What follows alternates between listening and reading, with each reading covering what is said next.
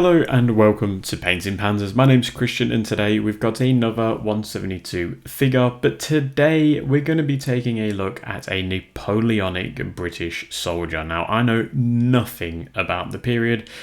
Seem to be saying that a lot more frequently lately since we've been moving away from World War II, but I do know nothing about the period. So if you've come here for a history lesson, I do apologise, you're not going to be getting one, but if you want to know how to paint one up that might be somewhat accurate, then yeah, keep watching. So do let me know at the end of this video if you've enjoyed it, and I hope this tutorial is useful. Alright, let's get straight into it. So I'm going to be taking a look at the 172 ESCI British Infantry set. Naturally, it's looking at the Napoleonic figures as well as the Highlander figures that are in this set. There's some nice, cool poses in there, particularly like the Highlander casualty figure. But yeah, this is the set we're using, but this tutorial works for other Napoleonic figures too. So I'm going to start by priming my figure in Tamiya Surface Primer Light Grey. Then I'm going to be using Dark Vermilion. I think that's how you pronounce that. It's a nice bright red, obviously not too bright, but it's a nice red, it's vibrant, it's going to look great for our red coat. So just paint all the areas of that red tunic in this colour, as well as any other sort of insignia that needs the colour. And then for his trousers, I'm going to be using dark blue grey. So these trousers are a very dark grey colour for what I've seen. So this is what I've opted to use for his trousers. Now please do go easy on me. I don't know anything about this period, so I'm just using photos I saw on Google. So if some of the markings and such are inaccurate, that is why. So for his boots, I'm going to be using black for that. As well as his knapsack, I'm going to be using black for that one. As well as his hat there, so the shako, I think is how you pronounce it, shako. And some of his insignia as well. Then for his bread bag, I'm going to be painting that in khaki.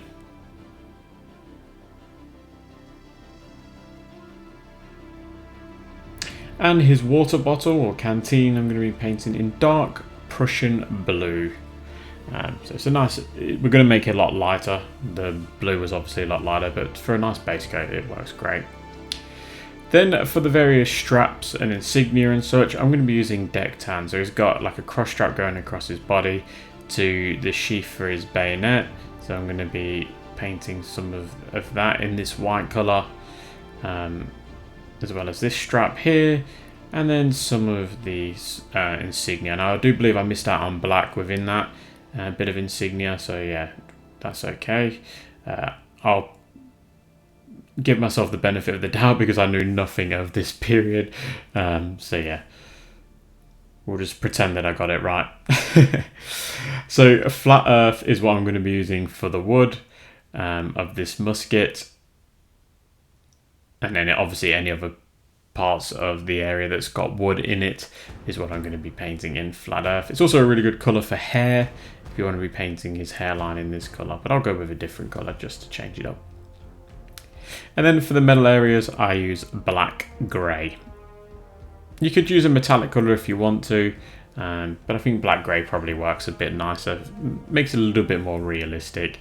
Actually, I don't know with muskets, but with like the sort of dark weapons I normally paint it's a good colour, but perhaps muskets are a lot more metallic in colour. And then for that hairline I was talking about, I'm going to be using German camo medium brown.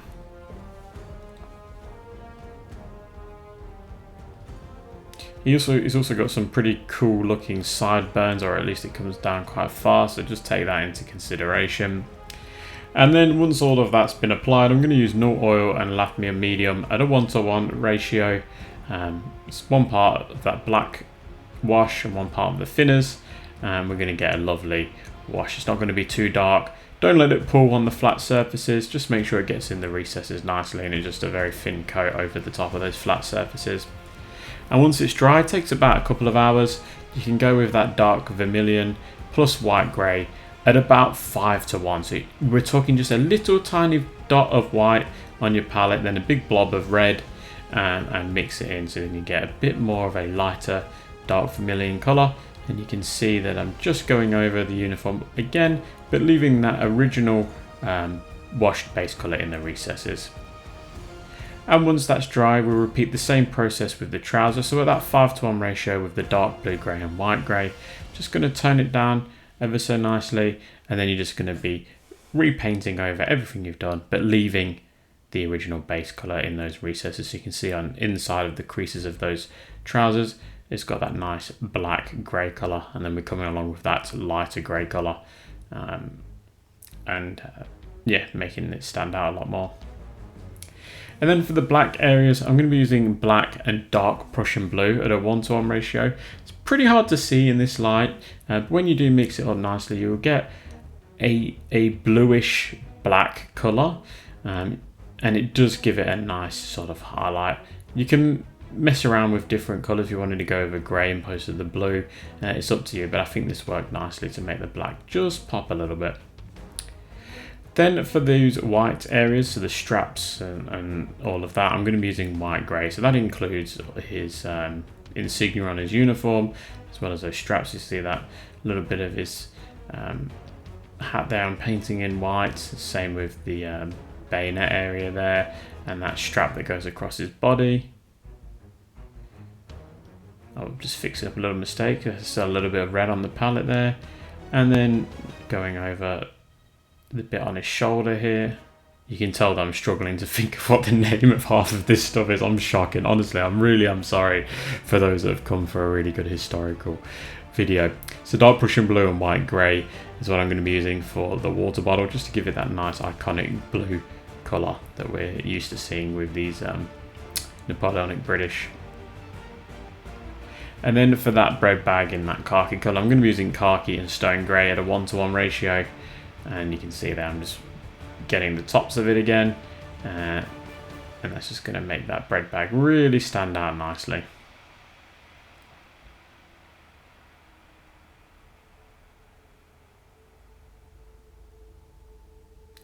Now for the brass areas, you could use brass, but brass as a metallic colour is quite dark. I think gold at this scale actually works a lot better, but it's up to you. It's really up to you. I've gone with gold. So for the emblem on the shako, as well as his on the between the two straps, as well as on his bayonet there. And then once I've done that, I'm going to be using light flesh from AK Interactive to paint his flesh tone, so his face and his hands. Obviously with these figures, it's not too much of the flesh that we need to paint because they're in full kit with nice long sleeves, so it's a relatively straightforward process, but take your time because we've left this to the end. So this is the one bit you don't want to mess up. Then for the wood, I'm going to be using flat earth and orange brown at a 1:1 ratio, and you can see here I'm just scratching on this colour, and it's going to make that wood really pop, and the scratching on method is just going to give us some nice looking wood grains, and they just work hand in hand really well.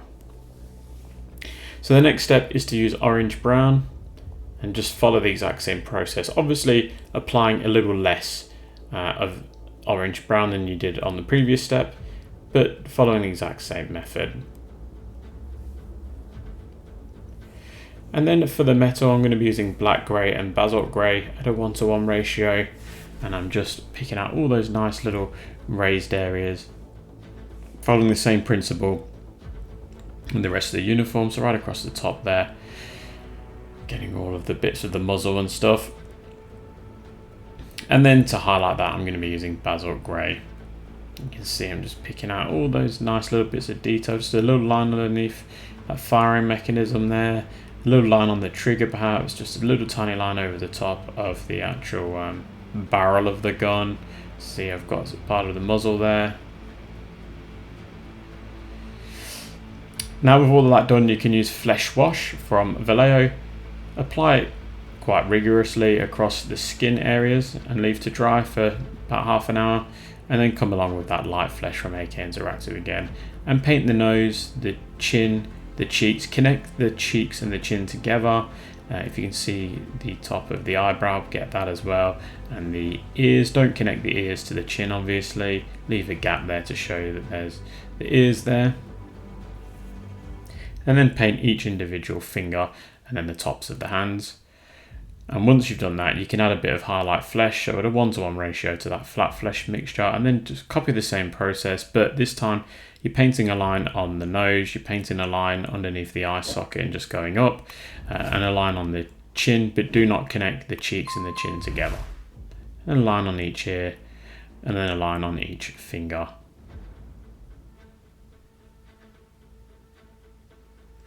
And to finish it off, I'm going to be using that German camo medium brown again, and I'm just adding a few little lines just on the hairline.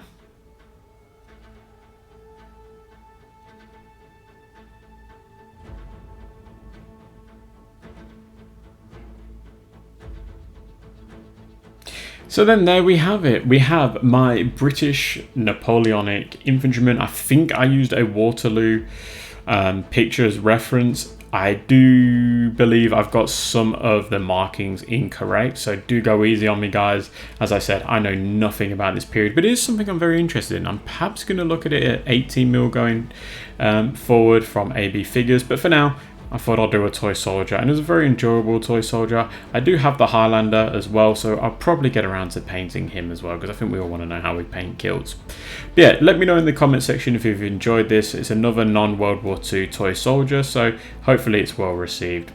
Now, a massive thank you goes out to my Patrons and YouTube channel members. You guys are absolute legends, and a special mention, as always, goes to my Panzer Races. So that's Patrick, Oscar, James, Panzer Jim, Colin, Lack of Foresight Gaming, Mike, Mikey, Eric, Rothgar, Ian, and Adam. You guys are all champions. Thank you so much for being those aces.